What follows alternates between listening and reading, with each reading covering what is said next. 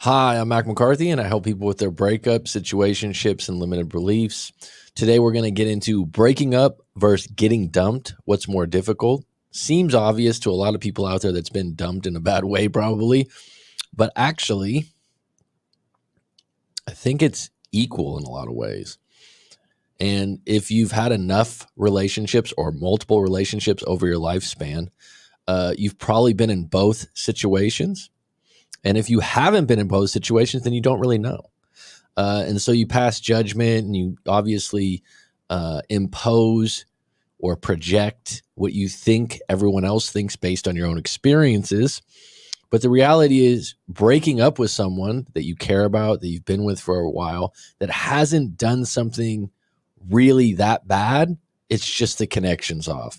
Or you feel like in 2 years you're going to move, or you feel like, I don't know what it is on paper, they got a great job, great education, they make good money, but I don't know, there's something missing. And you know that deep down inside, and all your friends like the guy or like the woman, something's off. Sometimes that something that's off, it's timing. It's you're off in your own life, and the things that you want to accomplish, the goals that you want to do with this particular person are not congruent. Now, I wish I would have learned this a long time ago when I was younger, because a lot of times what it is in your 20s is fee, fi, fo, she's attractive, he's attractive for women, what have you. And then they get into it and they don't really understand that if you're going in a lane where you want to become a lawyer, where you want to become an entrepreneur, where you want to do these kinds of things, if you pick or end up staying with a partner that's not congruent with that vision, then you're going to be taken off track and you're going to have to make a choice. Now, sometimes that choice is made for people because they have kids, they have certain circumstances come up, but really breaking up versus getting dumped, number one, it depends on the circumstances. Okay, so the circumstances are different for every breakup, every relationship. And the idea that the person getting dumped is the one that's going to feel more. There's plenty of people out there that get dumped that the other person feels a massive amount of pity and guilt. And that sometimes has to do with their personality, just the way they perceive things, the way they filter for things. And guilt is one of the harshest things that you can carry as a human being. It's really tough. And so if you dump someone and they make you feel guilty with crying and I've always loved you, it can be really tough. But at the same time, if you're not all in on that relationship and really, if you go to the depths of your soul and really dig, you don't want to be with them long term. It's good for right now. Things are great. We talk, we stay together, we share bills, we go out to eat, but really, it's just not there. And I got other plans that I want to do that this person's not on deck for. And that's really important. Someone wants to have kids and you're like, I don't really want to, but maybe I would do it for them. Don't do that for them, right? Depends on the circumstances. Number two, it depends on personalities. But keep in mind, all breakups hurt. Some just keep a poker face well. So I've been doing this for over 5 years. I've talked to a lot of people in different countries and different religions, different subcultures. And people always assume that the person that broke up doesn't care or they're just going on with their great life. The reality is, if you've had intimacy, if you've been together for 2, 3, 4 years, they care. They've been connected with you. It's not going to be easy for them. They might not show it because that's their personality. That's how they are. Now, if someone breaks up with you because you did something really bad for them and they built this huge case, then maybe it seems like they're upset, but they still will have moments of missing you. Okay? And so it's just inevitable that it's part of the breakup when you're connected for that long that you will miss that other person. No matter if they cheated, no matter if they stole from you, it's going to be difficult. And some people, just personality-wise, they're able to hide emotions. They're able to move on, move forward, and you somehow assume, wow, they're just doing so great. What's wrong with me? Number 3, how your life is as an individual counts. I can't stress this enough that breakups are an opportunity to assess who you are as an individual, where you're headed, and where you want to go. And so if you're unhappy in your relationship, a lot of times you're going to be unhappy with certain aspects of your life as an individual. And that's when the breakup's the most difficult, whether you're breaking up or whether you're getting dumped. And down a little bit lower, I said, are they an addict, a drug addict, an alcoholic, maybe a video game addict, maybe a phone addict, a social media addict? Those are things that a lot of partners are going to have trouble with, right? So sometimes people break up to go into rehab. And the other person's like, well, why'd you have to let me go? I would support you. They're like, I got to do this on my own. So how you are in your individual life with your finances, with your job, your career, your camaraderie, how you spend your free time, how well your fitness and exercise, all these things are incorporated in a happier, more pleasant you. So it's like all the time when people break up, the first thing people say is like, you got to go get exercise because you're stressed out, you got anxiety, and this is a good way to release it. It's pretty much, no one would say like, don't exercise post breakup. Don't do it. Stay in the house, watch YouTube videos for about, 200 hours a week, and that'll be the best thing for you. No, everyone's going to say, go for a walk, get out of the house, join a gym, go for a jog, whatever, right? It's redundant, but it's true. But why do people wait for a breakup to go do that? Because the reality is when you're in a relationship and it's stressful and things are wrong and you're upset and you're airing things out and you're complaining, and they're doing things that upset you.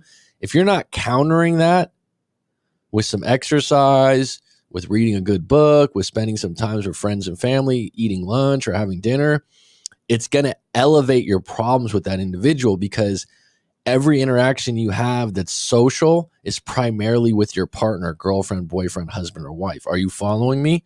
The reason why is that when you're in that relationship, you're too invested socially with that one person that when they do things wrong, it amplifies it.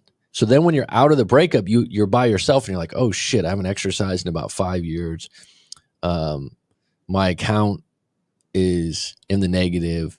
I hate my job. Maybe it's just one of those. But the golden opportunities, when you break up, you can go to work on that stuff. And really, when you're in a relationship, sometimes you're being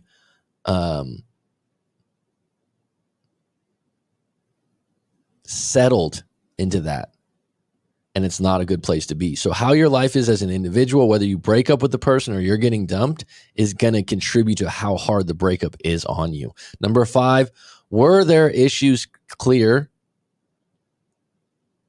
Were the issues clear and you agree they were bad? So whatever they say to you, if they say you're fat and ugly, do you agree?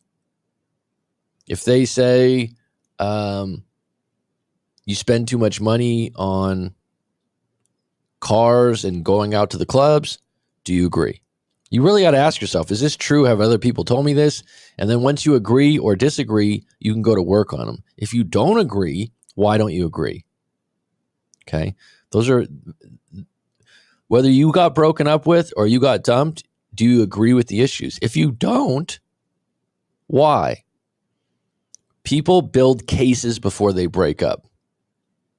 When the person gets dumped, they haven't really built a case because they're still trying to fight for the relationship. They're still trying to go through things. They're not fully building a case. They're more or less reacting to the other person. The other person's like, wow, you're a bad driver. They just grab things too. They go, oh, and you don't cook well, and you don't do this, and you don't do that, and you don't do this. And they've built a case before you know it. And the dumped person's like, wow, where's this coming from? And then the dumped person usually goes like this, wow, you really don't think I cook well? And they'll cling to that. But the reality is it's probably a bigger issue than that. That's just one thing that they've grabbed. So what do you agree with and what do you not agree with? And the things that you agree with, you can go to work on as an individual. It's not fun. It still hurts, but it's time to get up off the mat and stop being a victim. Number 6, were they at the door? This is a really good question. Okay. I've been in relationships like this on both ends. Sam Luan, how you doing? It's a pleasure to see you, hun. Were they at the door? Okay, so what does that mean? What it means is you're in a relationship for a year, 2 years, 3 years, and the other person's not putting in the effort. And basically, it's my next point. They're daring you to break up. They're texting other people. They're staying out late on the weekends. They're doing shady stuff or questionable stuff in a monogamous relationship. And you're being understanding. You might say, well, she's out with her girlfriend. She decided to sleep over at her house and they went and partied. It's all right because I partied too in the past, these kinds of things. But then it elevates. Oh, she went out 3 times this week with her friends. One night she didn't come back or call me. Those kind of activities, at some point, the person doesn't know it, but they're like, how much more can I get away with? Now, when you're on the other end of that, you don't realize it. They're basically daring you to break up with them. Or they're at the door and they want you to be the bad guy. You know, there's certain things that are done in a monogamous relationship where you're like, it's just unacceptable. And the other person doesn't even know they're doing it. But if they're not in, they're going to do things in the relationship that the other person they know doesn't like or wouldn't be on board with, but they're doing those things because they're not really into the relationship. If they were fully into the relationship, they wouldn't do those things, right? So when someone's at the door, they're doing things like, and I had this happen in a relationship where it's one of the worst things, actually. We were having our trouble or whatever. There was a multitude of things going on.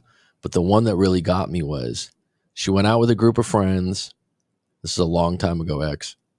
She went out with a group of friends and they were drinking whatever it was, like a girls' night or a friend's party or something. And I forgot why I didn't go. But the next day, it was the weekend. And she's like, oh, I made plans with this guy who I knew through mutual friends. And me and him are going to go surfing, and he's going to teach me how to surf. And I was like, now I didn't see this guy as a threat, but the guy even asked her, hey, do you want Mac to come? Because he knew me. He thought it was awkward. And she was like, oh, no, Mac won't want to go. She made up all this stuff like you wouldn't be happy going, and there's not an extra wetsuit for you. I love the beach. Do I surf? No, but would I have gone together? But it was just shady. You made plans with a guy on the weekend to have him teach you surfing, and you hung out with the guy. That's a dare to do something. That's a dare like, well, I'm going to go do it anyways. Right? Now, some guy can overcompensate from that and be like, well, I'll find a place for you to learn how to surf or do these kinds of things. Bottom line is they're at the door when they do things like that. They're making plans with other people. And they're saying like, oh, it's just a friend or it's just this. They didn't do that in the beginning of the relationship. When they're at the door, at some point you're going to open the door, which is going to be when you break up with them. And they're going to go, oh, like, yeah. And they're going to create a situation where they agree with the breakup extremely fast. And this is when you'll hear something like, you can do better than me. And you're the one breaking up with them. And really what it was is they were waiting for you to be the bad guy. Right? They were waiting for you to have a reason, and they keep giving you reasons to break up with them. But they're so goddamn comfortable in the relationship that they don't want to be the one because they want their cake and eat it too. It's like, I can go on these side dates. I can do these different things. Right? Did they dare you to break up? So sometimes the person that breaks up, they feel like they have no other choice. They don't really want to break up. They're still attracted to you. They're still into you. But the things you keep doing, they just can't be on board with it, and they can tell you're checked out. Number 8, are they an addict? This is one of those things, whatever you're getting advice about, if someone's an alcoholic, a drug addict, a video game addict, which comes up, a social media addict. You might have friends that are social media addicts currently that basically are spending 10, 12 hours on their phone, on Instagram or one of these things. That's a problem. If that's the issue, the person breaking up, the issue is very fucking clear, and you got dumped Not because the other person's a bad person, because they couldn't deal with your addiction. And your addiction was taking precedent over the relationship. If that happens and you get dumped, you got to take inventory and go, is it more important for me to play 15 hours of video games a day or be in this relationship? Or can I find someone else that wants to play video games? Right? Plenty of people that drink. Would it be better if they found someone else that wants to drink with them? Right? I don't know. Number 9, just being afraid of being alone. Big one. A lot of people have this. This is probably a reoccurring thing that comes up for me as a coach when people are having trouble breaking up and they know they want to break up, or they have built a case, and they'll say, like, I'm just afraid of being alone. I've heard this hundreds of times, right? It's understandable. We're humans. We like interaction. We like to be social. We like to have someone. And if you're at a point in your life where it's going to be really difficult to move out of the apartment, the house, or the condo, and then you have a lease and you have all these other things entangled into it, it can be one more reason why you don't want to be alone or go through all the rigmarole, right? But if your reason is, I just don't want to be alone, get back to what your problems and your issues are in the relationship and just be honest. Can I work on these? Am I willing to be meeting this person halfway on the bridge? Because just being afraid of being alone is discounting the fact that you're not happy. And you have to identify why you're not happy in that relationship first. Because once you embrace getting out of a relationship you're not happy in on multiple levels, being alone can be in a relief. You just don't know what it's like, so you're scared of it.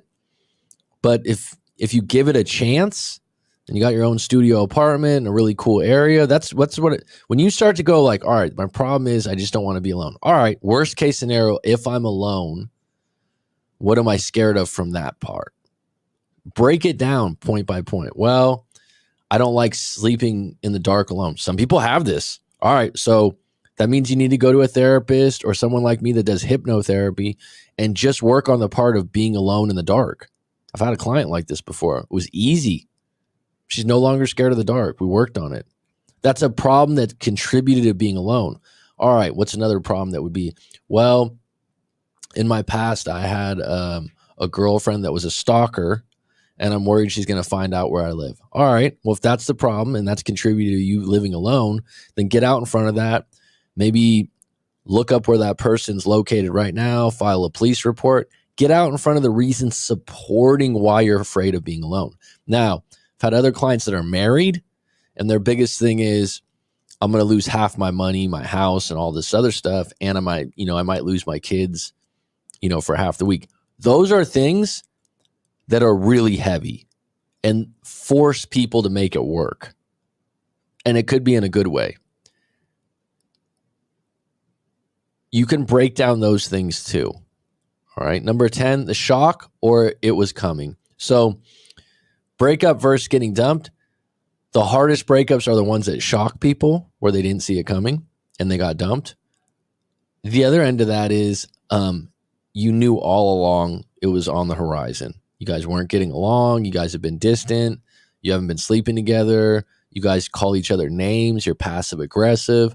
And so when it does happen, whoever pulls the trigger or finds the reason, and a lot of times that's a case where neither person is assertive and they're both scared of being alone, or they're staying together for money reasons, which is very common, right? But the person that breaks up and shocks the other person, people aren't going to like this, but a lot of times they have someone waiting. So if someone abruptly breaks up and they seem to be able to do it without any emotion, they're either dating or seeing someone else, not always, but a lot of times, or they have someone on deck that they really like at work that they've been flirting with a lot. Okay. And they don't want to say that. They might use other reasons because they don't want to hurt you. Right. So really quick, breaking up versus getting dumped. It depends on the circumstances. It depends on personalities, but keep in mind all breakups hurt. Some just keep a poker face well. That's just their personality. Number 3, how your life is as an individual counts, right? It's always going to count when you're on deck and you're solo, how your job, your career, your family life, your camaraderie, your significance, All these things count because when you're single, those are the things that are going to support you or hurt you. Now, when you're single, you have more opportunity to work on those. Number 5, were the issues clear and you agree they were bad? Number 6, were they at the door anyways? They were daring you to break up. In those particular cases, give yourself a pat on the back and tell yourself, wow, they were at the door. It's true. Let them go. Are they an addict? If that's the situation, whether you're getting dumped or whether you're breaking up, those are relationships, especially if you aren't the addict. It's not going to get better anytime soon. And as long as you're in a relationship with an addict and you don't have a problem with it, you're actually supporting the problem. Just being afraid of being alone, very common thing for most human beings. Identify a little bit deeper, layer to layer. I'm afraid of being alone. Why are you afraid of being alone specifically? Then the next question, why are you afraid of that? Why are you afraid of that? And then you have something that's not so big as afraid of being alone that you maybe can work on. Number 10, the shock or it was coming. Okay. Sometimes it's a relief to break up. Let's be honest. All right. I got a couple stories on deck. Let me pull those up. Get to those right now.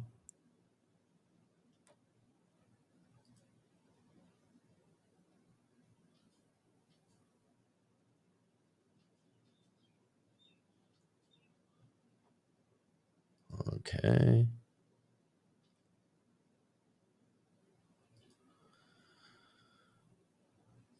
All right. So this is a situation that was sent in that's a little different than a breakup in the sense that this guy's saying that he wants to break up, but he can't do it. Right. And this is why I kind of titled the show Breaking Up versus Getting Dumped. What's more difficult? Because they're different. Right. And everyone assumes that one's much more easier than the other. Not necessarily. There's plenty of people that really want to break up that don't have the guts or gusto to do it. Or the courage. And it's tough. You got feelings involved. People don't want to hurt other people. So let's get into this story. Hello, coach. I've been wanting to break up for over a year now. She's threatened to break up with me many times now, and I honestly feel like I can let her go, but we live together and she keeps telling me that she can just take another room and we can be friends because she doesn't want to move back in with her cousin because of all the shame that it will bring to her and have to go back and look like she got dumped. We broke up one time before for 10 days and she said she'd never call me again, and I was okay with that. So right here, you got an issue with she keeps threatening to break up with you. She's putting you on your back foot. It's uncomfortable. Why do you keep getting back with her? Do you agree with the reasons she's breaking up with you would be my question. I actually was relieved the day she left, and the night before was major drama, her crying and yelling. I was scared she might hurt herself. That's a big issue, but I thought I'd just get her through the night. The 10 days later, I needed a key from the laundry room that she had, and of course, she showed up looking her best, and when we hooked up, it was good. I had no plans of her moving back in, but she did, kind of without me saying okay. I feel like since we got back together, it hasn't changed much. It's been 5 months since then, and she threatened to break up again about 4 times. So specifically, what is she threatening to break up over? Do you agree the reasons? I mean, is it, for example, if you were an alcoholic and she was like, you got to stop drinking or I'm going to leave you. You know the reason? Do you agree that you're an alcoholic, or do you feel like, oh, I'm not even that? So that comes in. She's such a good manipulator as she tells me that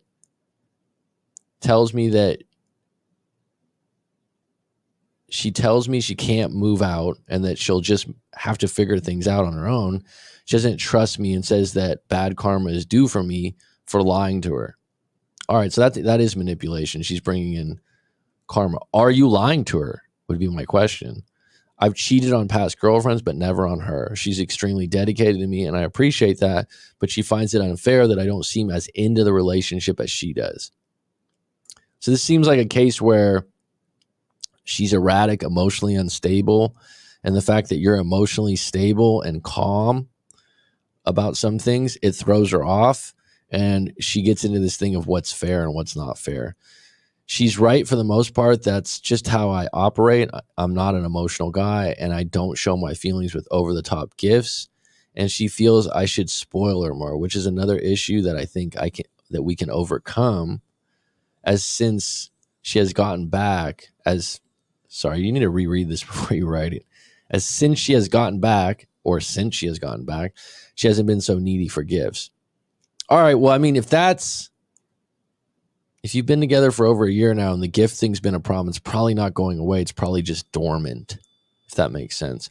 The thing that keeps me in it, well, this is what I've been waiting for, is that she's affectionate and very kind. I'm attracted to her, but I wouldn't say she's hot. I guess in writing this, the number one thing is that we don't really have good conversations. Her line of work is simplistic and boring, and my work, of course, is more interesting to me. I don't know where I'm going with all this. I do believe I can do better. Well, that's a big statement. So if you're in a relationship where you can do better, you're probably putting her down a little bit because you're resentful of that you don't have the balls to make a move. Because if you're in a relationship where you think you can do better, you got a chip on your shoulder, then you're going to project that onto her. And it's going to hurt her feelings, right? Because what you're saying is, I don't like, like if you guys can't have good conversation, that's a big part to connect. But then I'll hear my friends talking about their wives and them maxing out credit cards and cheating. I think, well, my girlfriend wouldn't do that. Maybe I don't appreciate how good I have it. Well, comparison is a tough thing. You got to be true to yourself, honest with what you want, with what is right for you. Obviously, your friends have it worse, so it seems better, the situation you're in. I know where you're coming from on that. I mean, because I do breakup coaching, so I hear the worst of the worst. That being said, it's a very, very important statement for you to say that I think I can do better. Because like I said, you're going to treat her not so good because of that. So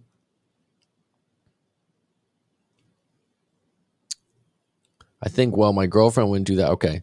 So here I am waiting for another threat to break up and maybe break up for good. What do you think about all this mess? Well, I mean, I would have to do a live coaching session with you to get a little deeper and ask you more questions. But the bottom line is, you don't seem threatened by her breaking up with you. It seems like you guys are running a pattern, which is common, that breakup to makeup. Obviously, the makeup is good.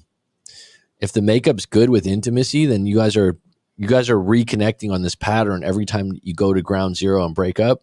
And then you have this low that leads to a high. So the fact that when you guys talk breakup or she talks breakup, inevitably you keep getting back together. It really means that every time you do that, it's not about breaking up. It's more about her wanting to win an argument. It's more about her wanting to get your attention, right? And reset the clock on things. On your end, you have some real issues here. If you think you're better than her and you also think that she wants gifts too often, it seems like you're a little bit at the door waiting for something to be catastrophic or bad enough to break up. And she's using that against you because she kind of knows that you're that way.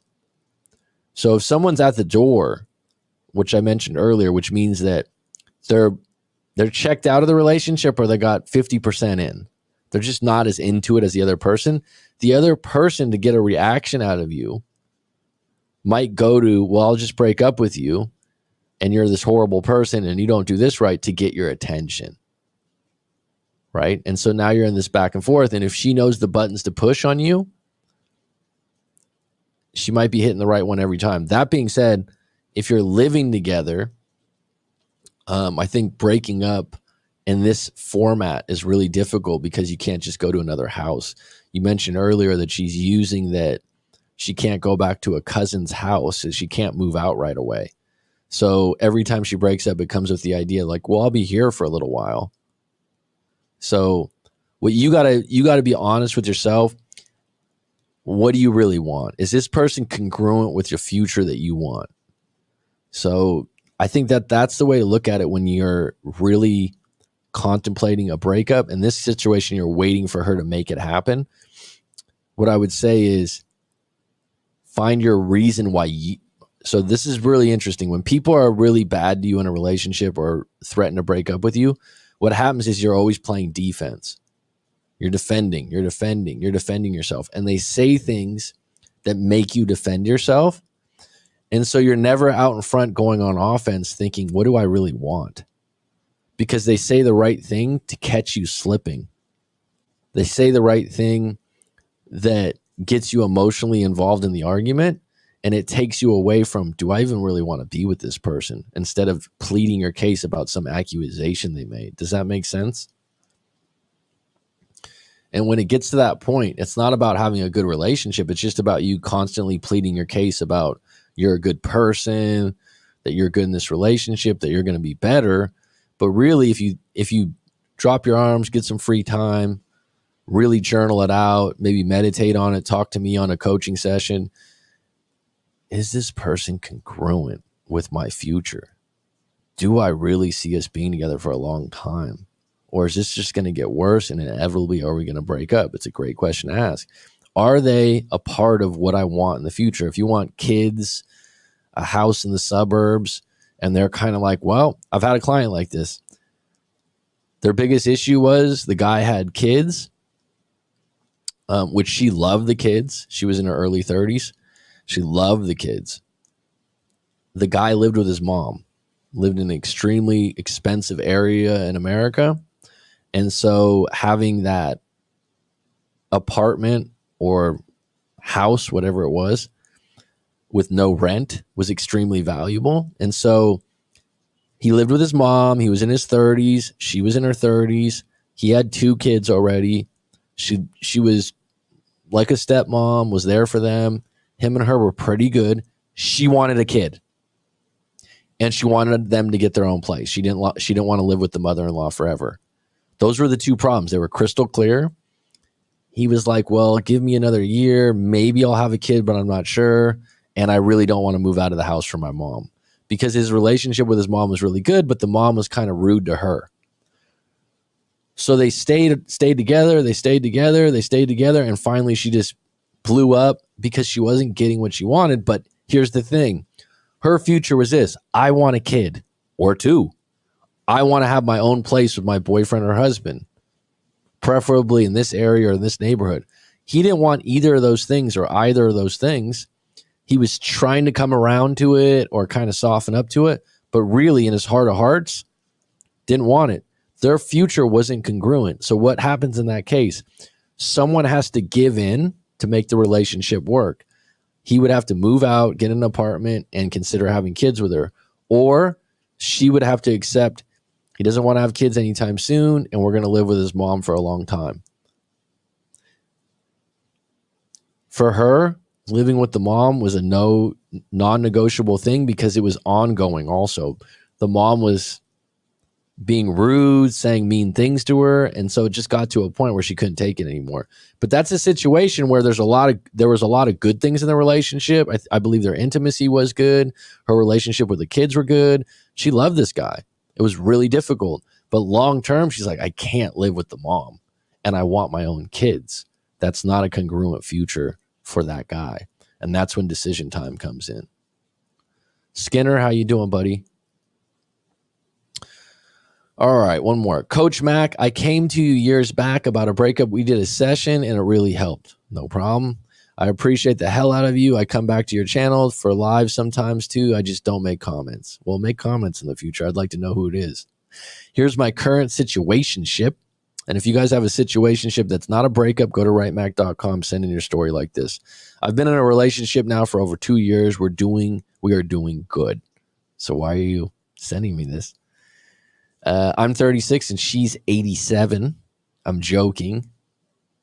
Is that even possible? I'm sure it is. I'm sure it's happened before, but it's probably over money, not lust. She's 34. So I'm 36, she's 34, and she wants to get married and have kids. Okay, very clear. From age 30 to about 35, women's biological clocks are literally ticking, and this is a time when they might really want kids where maybe at 28, 29, they weren't sure. I'm semi-ready. Translation, not really, but I'm doing it for her. I'm semi-ready, but I'd like another year dating and maybe live together first. I've read some studies that say you shouldn't live together till you get married. I've heard of these studies before. I think Jordan Peterson's talked about this. I don't know. Personally, having monogamous relationships myself where we live together, I mean, living together is so different. I feel like I'd rather live together before I got married to get a taste of what it's going to be like, because there's certain things people do when you live together that are just different. So I don't know. You could believe what you want to believe about those studies, and there's no wrong answer there, right? So I would say, though, live together before you get married, because it's such a stark difference. That couples who wait to live together after marriage do better long term. I'm wondering what's your take on that. I just gave it to you in my experience because I haven't gotten married. I don't know, but I would say living together first. I would rather get a taste of that before marriage. She told me if I wanted to wait another year, that's fine, but we can get engaged and set the date a year from now. Ooh. I mean, buy the ring, right? Engagement. I've had more than a few clients that were in a situation where they broke up and they go, should I ask for the ring back? I'm still making payments on it. Damn, it's expensive. It's like, if you ask for that ring back, you're never getting back together. It's an interesting situation. And thinking about it right now, I don't think I've seen a situation where the woman gives the ring back.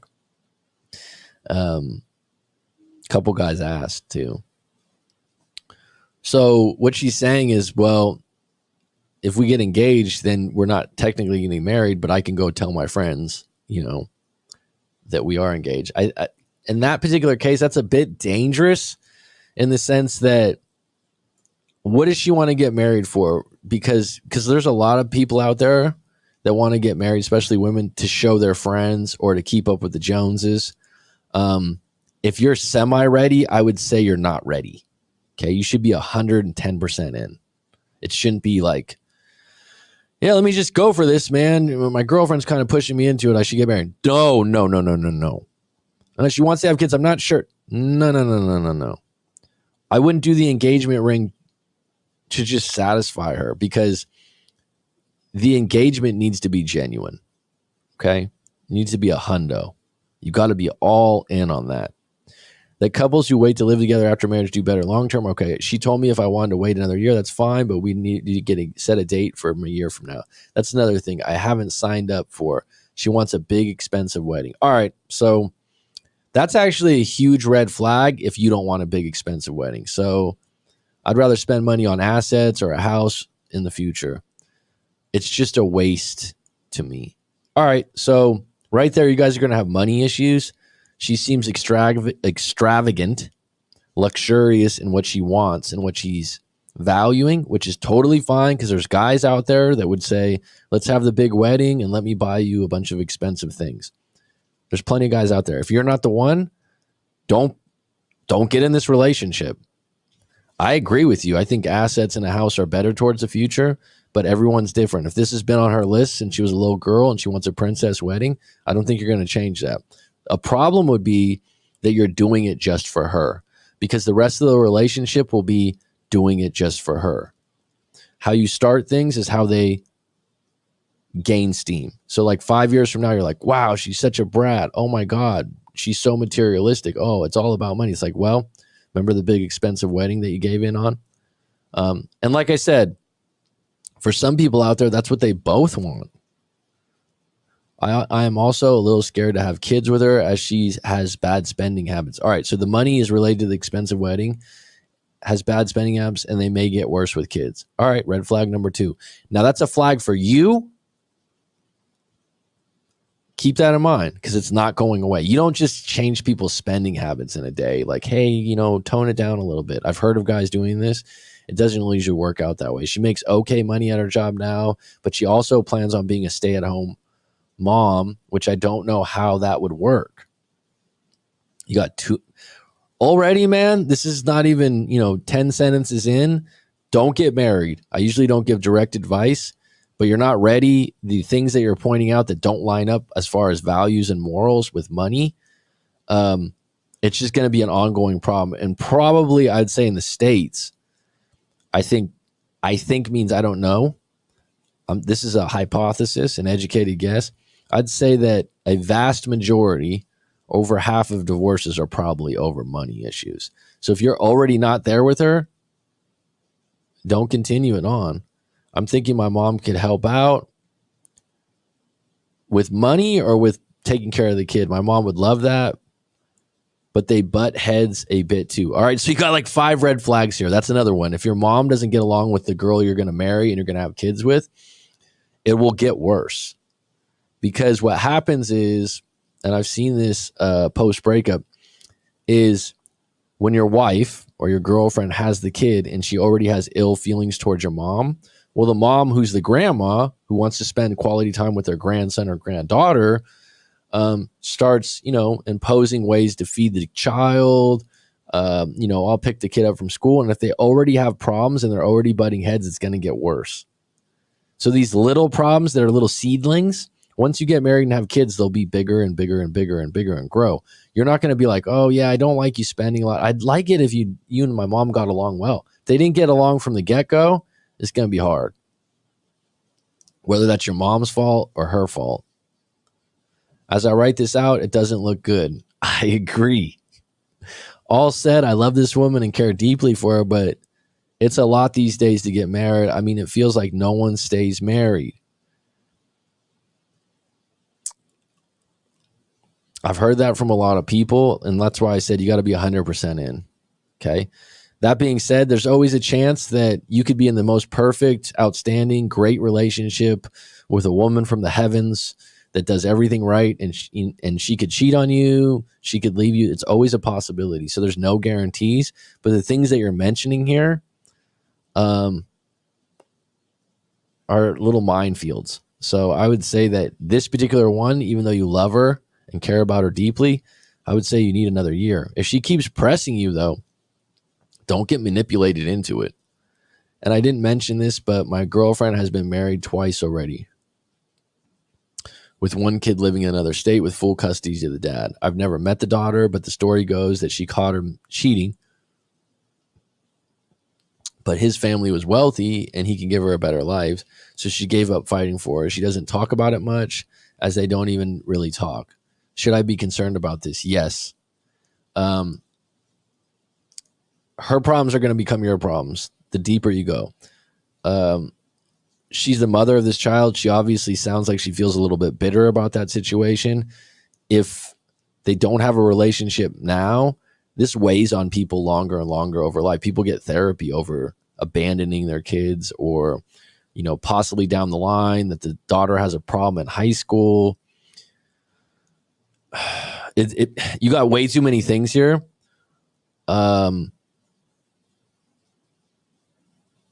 Where you should have way too many things of why you want to get married. You should be going into it with positive expectations rather than, what about this? What about that? What about this? Like I said, give it another year or two. If you want, if you care for her and love her deeply, fine. But she's putting timelines on these things and they're important to her. Sometimes what happens, once she gets married, once she gets the big wedding, what's next? I want a house. I want a big car. I want this. If it's possession based, and then there can be a letdown, because what happens is, I had the American dream, which some people still have, house, car, kids, maybe not in that order, right?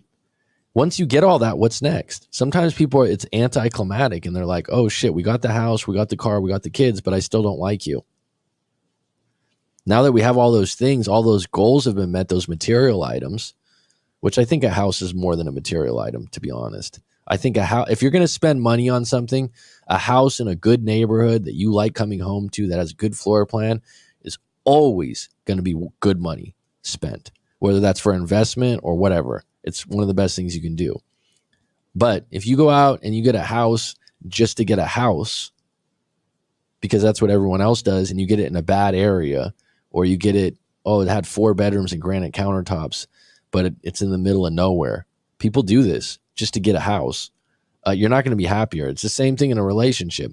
Just to stay in a relationship, you deal with things you don't like or not tip top just because you don't want to be alone. The reality is that house is never going to get better. It's still going to be in the boondocks. It's still going to be not in the greatest area, right? That relationship you had that you're settling for, that you're not really that happy with, it's still going to be mediocre to bad. So you're giving up a lot here in what you mentioned. And I would say that the reason why you're writing that to me is because you know you're giving up a lot and you want someone else to confirm that. And what's pushing back against that is the feelings, right? And probably you didn't mention it, but I'm sure you're highly attracted to her and she is good intimately, because that wasn't mentioned. All right, we got 7 on deck. If anyone wants to ask a question about their relationship, situationship, whatever they're doing in their personal lives in that aspect, you can go ahead and put it in the comments. I got about 20 minutes to give. Sam Lujan Skinner came on deck. It's been a long talk already. As you can see, it's raining pretty hard out here in the tropics. If you guys want to see the banana trees in the background. Whew. And really put it in the comments. Is there a time, what's really interesting, if you've been in enough relationships or situationships, right? And I call a situationship when you're thinking about breaking up or you've been dating someone, but you were never official. It's not that crystal clear kind of thing. But have you been on both ends where you've been the one to break up with someone and you've been the one that quote unquote gets dumped? Now there's one other part of this that I haven't mentioned that's actually a part of breakups. There's the situation where I've had this happen where it's not really like someone got dumped. It's kind of like you agreed to break up. How about the agreed breakup? Well, we kind of just agreed on it. But then the funny thing is, well, we agreed we wouldn't see other people. We agreed we would still be dating. It's the gray area breakup. The gray area breakup, someone gets left holding the bag usually. Someone is trying to get the other person back. The other person is maybe using them for money or using them for intimacy or just scared to be alone, but they really don't want to get back together, but they want that good part of the relationship still there. They just want it part-time while they put their fishing pole in the water, which is usually dating apps. So there's that gray area breakup where it's like, yeah, we talked about it and we're just going to keep talking, but we're not going to, be together. People come to me with those situations all the time. And when they come to me, they're like, I didn't know she was going to start seeing other people. Because word gets out on social media or friends of friends, and you're like, we just went on a date last week. Now, here's the thing about that gray area thing. If you guys aren't hooking up at all during the gray area, it's pretty much curtains. You guys are friends. If you guys are hooking up, there's a chance of getting back together, right? When someone dumps you, builds a case, tells you all the bad things you ever done, the only choice you have is to accept it and go no contact if you don't agree with the things. If you're breaking up with someone, you just get crystal clear on why. And if they're congruent in your future plans, or are you congruent to their plans? Because that's how people break up a lot of times. People that are in good relationships break up over plans that take precedent. Plans that take precedent. I've had clients, they were together 7 years. It was like mostly a really good relationship. And then she had to move to take her dream job at a museum in Washington, D.C. And the guy stayed in L.A. doing his job. And they thought they could make it work.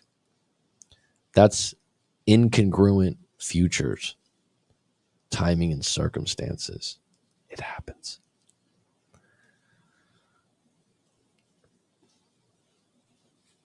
What about handling relationships that end, but you see them often? All right, so great question, Skinner. If you're going to run into them at work, I would strongly consider changing jobs. If that's not an option, changing departments, because it also goes back to like, if they broke up with you, it hurts you to see them. I've had it where one of my early breakups when now I'm going to say I'm a kid, I was 19 or 20, and we worked at the same place, but we worked in different departments, but I would run into her. And then when we were in this gray area where we were still hooking up sometimes, I saw her go to lunch with some other dude, and I was like, what? So that's where it gets a little painful or upsetting. I would say, though, that like I said, you can change departments, you can change jobs, or you could change schedules, like shifts, if it's a job like that where you work 5 a.m. to change the shift. I don't think there's anything wrong with you avoiding that interaction if it's painful, if it hurts you. Honor that. You're not running away from a problem there. You're dealing with it by not making it a problem. Now, if none of those options are there, like to change your schedule, like you basically have desks in the same department, you're probably going to go through some turbulence. Whoever's more bitter is going to try to make the other person jealous, right? Or if you guys kind of still have attraction or a lot of attraction, then you might flirt, right? And if you're trying to get away from that person, it's going to be tough. But a lot of people, I have no choice. There's nothing I can do. Like I said, you can, and everyone at any job you're at any point in your life can ask yourself a good question. Can I do better than this job? Or is there a job that I've always wanted that I'm just playing small right now and I'm not honoring it? That's the time to get your ass in gear. Like you're like, oh shit, I also got this ex-girlfriend at work that's making me jealous, that's doing crazy things, it's making me uncomfortable. Maybe this is the time to pursue that law school. Maybe this is the time to make that jump to a better position. If you see them often, one of the most common ones clients tell me is seeing their ex at the gym. Go to another gym. And they often will tell me, I love that gym. Go to the gym at a different time. It's the only time I can go to that gym. Okay. Well, then keep running into them. So what do I do when I run into them? If they broke up with you, ignore them. If you guys run into each other and you guys have good interactions, then talk to them. If it hurts if when you guys are interacting, after you get done with the interaction, you feel like your heart sunk, you feel like you're at ground zero, you're punching your steering wheel, you're all upset, you're crying in the car. Don't let that happen again. Go to another gym. The other thing is, go to another gym just for 1 month. I can't do that. Yes, you can. Some people kind of want to run into the person. The other one I've had a lot is when people are at university, they run into the person in class or walking to other classes. And again, you could take a different route to class. You can sit in a different seat, right? And again, it depends on the circumstances, but honor what you're feeling when you interact with them. If it's ill feelings and it's hurting you each time you run into them, or they're purposely trying to hurt you with the way they're acting, then avoid that and find solutions or alternative places that you can hang out, work, or go to during those times that you would run into them most. Do not blame them saying like, I know you're going to run into me. Take the bull by the balls, take control of your life, and start looking for solutions. There's a book out there. It's an international bestseller. It's called Mindset by Carol Dweck. You can read it. She's a Harvard PhD, all this other stuff. But the base of the book is, are you ready for it? You want to know what the best mindset is? Are you ready for it? Solution mindset or what? Problem mindset. Solution mindset is like, all right, we got a problem here. What are the solutions? What are the alternatives? I'm running into my ex at the gym. I cry in the car afterwards. What am I going to do? I love this gym. I don't know. Can you find another gym? Can you go at a different time?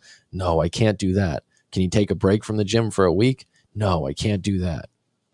Could you start a plan of calisthenics at your local park where it's a totally different plan than the gym, but you're going to get a workout? You've seen it on YouTube. Oh, that's interesting. I've always wanted to do a calisthenic workout.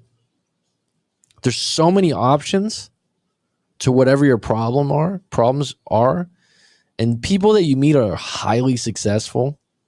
They're always like this. And when I'm a recovering negative person.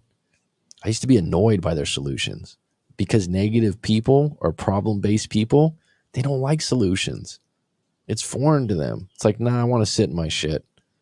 Nah, this problem's never going to get better. That's just how life is. But when you start mapping out, oh shit. Oh yeah, you could do that. Oh yeah, you could do that. Oh yeah, you can do this.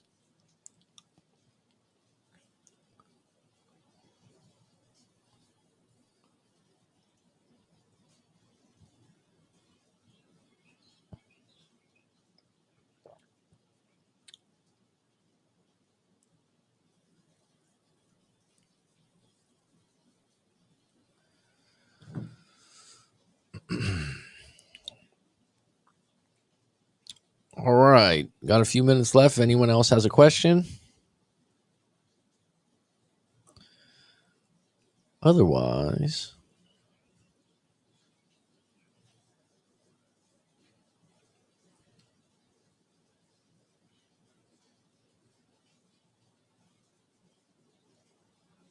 nope.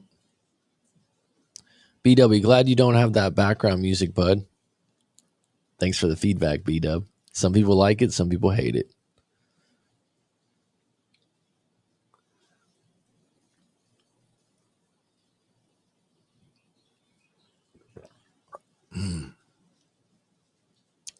I think the one that stands out to me talking about this subject today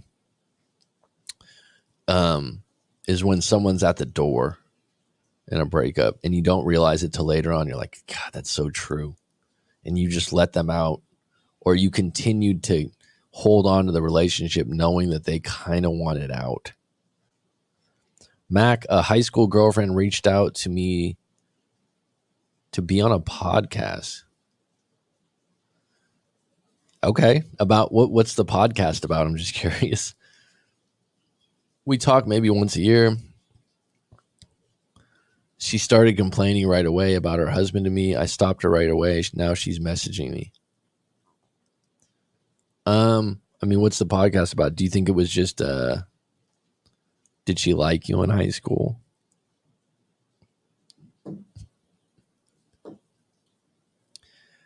What's interesting doing what I do now, right, is you do get to a certain level where it's about relationships. Okay. Well, tell her if you wants to talk to me on a podcast. I'm actually going to be doing this guy's name is Josh Hudson. Reached out. We're going to do a podcast together. Seems like he's got a pretty big channel. Interestingly enough, it's about relationships and whatnot. It's complaining about the husband. But why'd you stop her?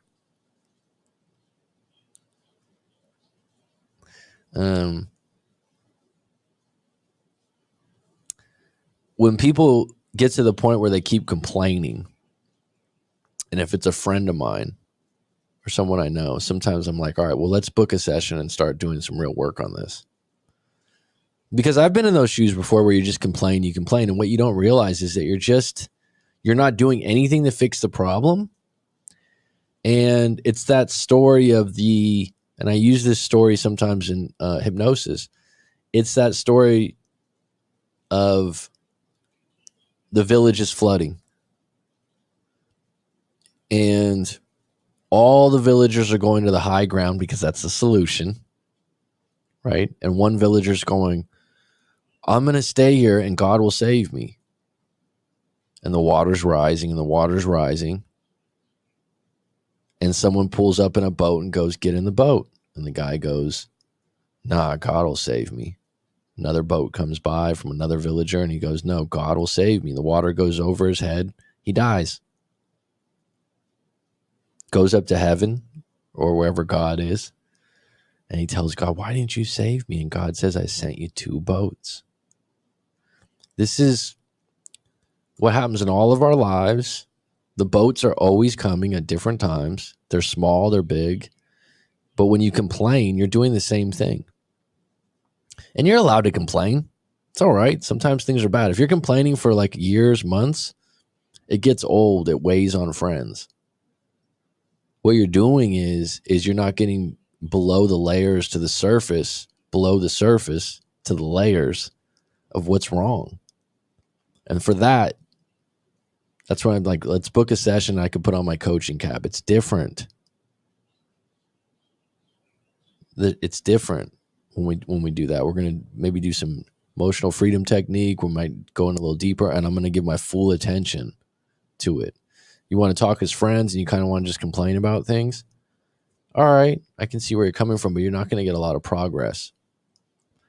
And you're not going to, that's why when friends air things out compared to when you pay $125 for the hour, it's different because it's going to be intensely focused on like, let's get some useful and helpful stuff moving forward. Let me put some pieces in place. Let me redirect the ship. Every time we talk, she talks to me. She complains about her husband. I stopped her because I told her that there are cracks in her relationship and she's attracted me, and this is how bad behavior starts. What did she respond, Ben? That's pretty upfront.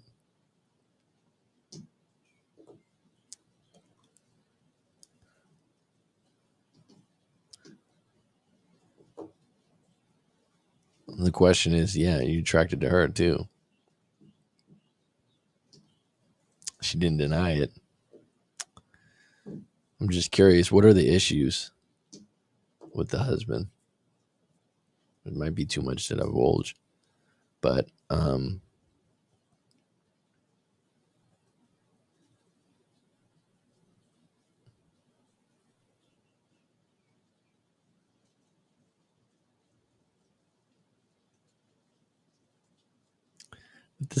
would have recommended you to her. This is my world. Okay.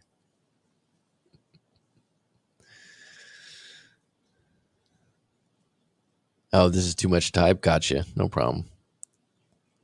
It's always different with marriages because if there's kids, there's assets, there's houses. I think it's really hard for people to get to just move on from that.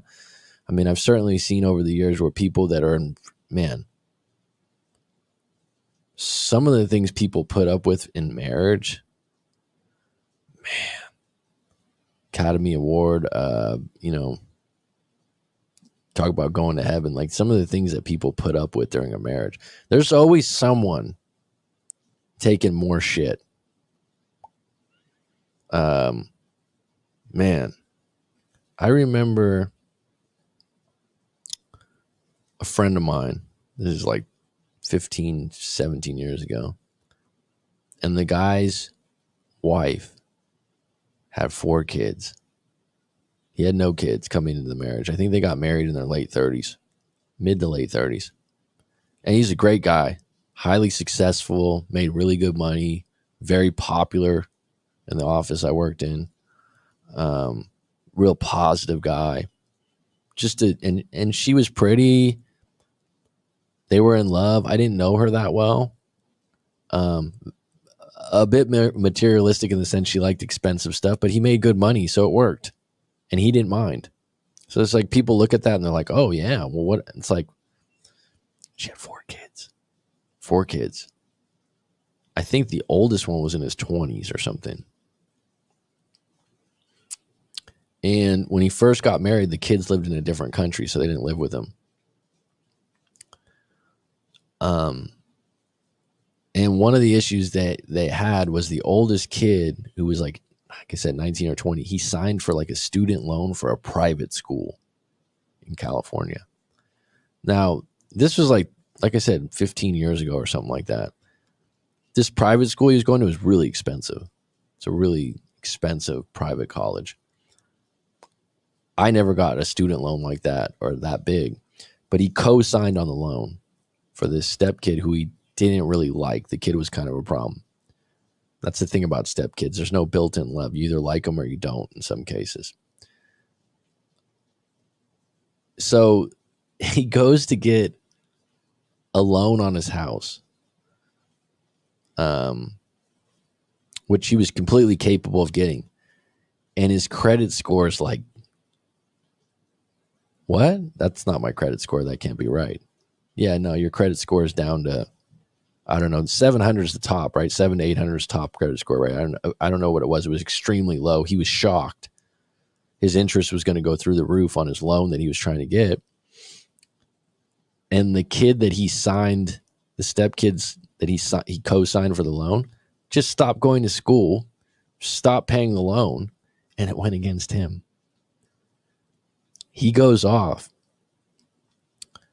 I don't want to say he didn't punch the kid or anything, but he said he grabbed him, grabbed him and threw him in the wall, and the kid just melted to the ground crying. And he's like 19 or 20.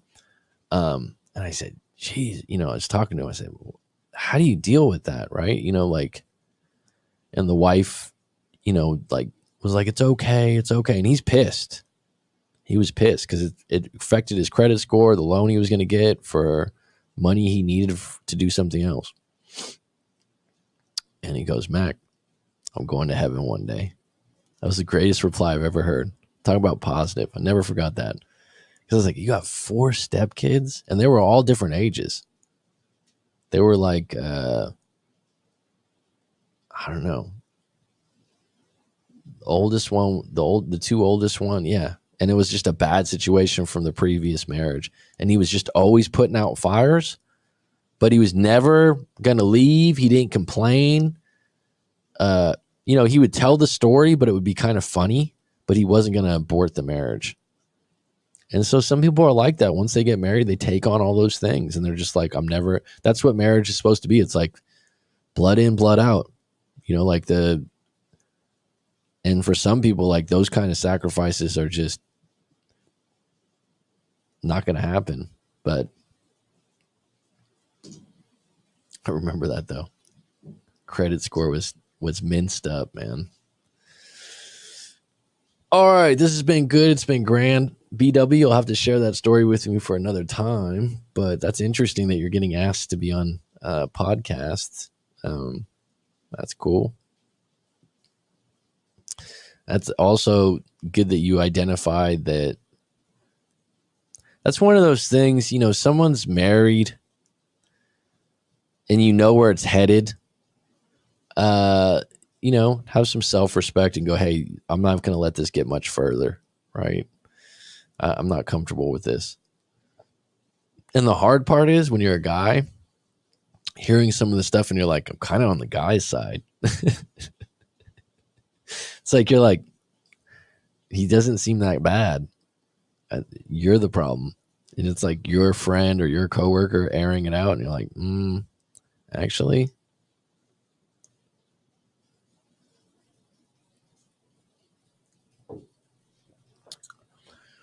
All right, folks, it's been good. It's been grand. Thanks for the 5 on deck. Go to writemac.com if you want to book a live coaching session, or if you'd like to send your story in and get it reviewed like we had earlier today on this live stream. And if you're breaking up, getting dumped, what's more difficult? There's no right answer to that. It depends on the situation, folks. And I would add to that, always come back to what you want. And if this is a relationship that's congruent with your future plans, that's a big one, a really big one. Take care.